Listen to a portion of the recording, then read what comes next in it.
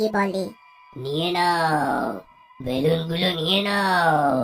আমি বলেছিলাম না, বেলুন তোমাকে নিতেই হবে।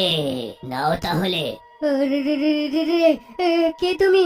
তোমার চেহারাটার কি হয়ে গেছে? আরে এতক্ষণ তো তুমি পুরো ঠিক ছিলে।